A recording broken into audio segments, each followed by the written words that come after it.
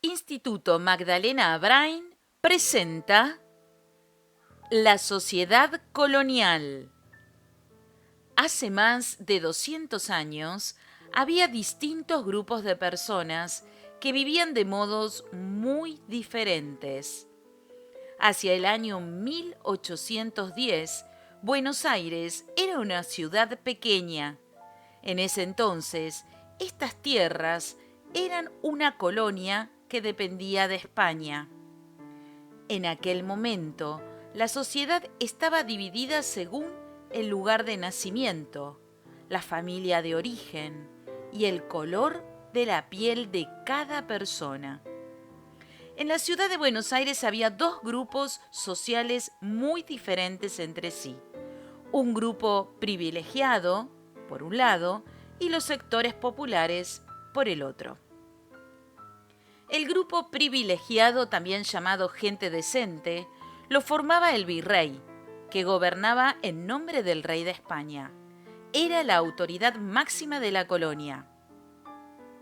Los españoles y los criollos, que ocupaban los lugares más altos de la sociedad. Además de sus riquezas, tenían mucho poder. Los criollos eran hijos de gente española, nacidos de América. En aquellos tiempos, el color de piel determinaba la posición social de las personas.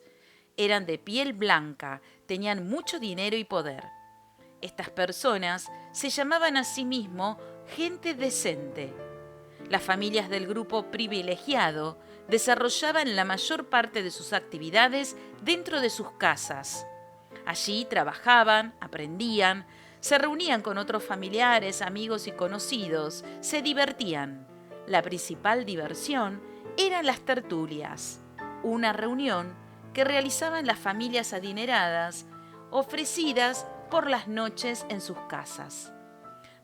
Tener esclavos era una cuestión de prestigio. Los utilizaban para tareas de limpieza, en la cocina, para buscar agua o como cochero, entre otras actividades. El sector popular, también llamado bajo pueblo o la plebe, estaba conformado por todas las personas que ocupaban una posición inferior en la sociedad, ya sea por el color de su piel o por su trabajo. La gente decente lo llamaba el bajo pueblo, o más conocido como la plebe. Allí se encontraban los mestizos, que eran hijos de blancos e indígenas. Eran libres y trabajaban, por ejemplo, de vendedores ambulantes o empleados de los blancos. Los indígenas, que eran libres según la ley, pero no recibían el mismo trato que los blancos. Casi siempre eran empleados de los blancos en sus casas, negocios y campos. Los esclavos eran el grupo más numeroso. Eran personas traídas por la fuerza de África, y sus descendientes eran esclavizados y considerados propiedad de sus amos. Generalmente se ocupaban de las tareas domésticas. A los africanos los capturaban en sus tierras y los trasladaban a América en barcos negreros. Eran vendidos como esclavos por comerciantes de Europa. En Buenos Aires, la mano de obra esclava fue destinada principalmente al trabajo doméstico.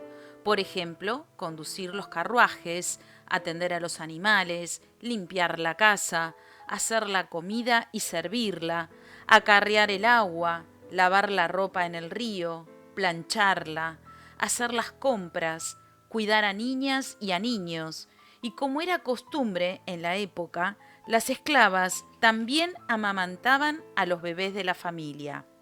Además, las esclavas y los esclavos trabajaban realizando una serie de oficios urbanos, como por ejemplo el transporte del agua, el alumbramiento de las calles, la exterminación de insectos o la venta ambulante. Realizaban también la mayor parte de actividades artesanales de la ciudad. Producían pan, alimentos, muebles, sombreros, zapatos y ropa. Algunos esclavos y esclavas trabajaban en oficios vinculados con el entretenimiento, aprendían a tocar instrumentos y se desempeñaban tocando música en las tertulias que se celebraban en las casas de sus amos. Podemos decir entonces que la gente adinerada concentraba todos los privilegios y el pueblo tenía muy pocos derechos. Como cierre, decimos que la sociedad colonial era una sociedad totalmente desigual.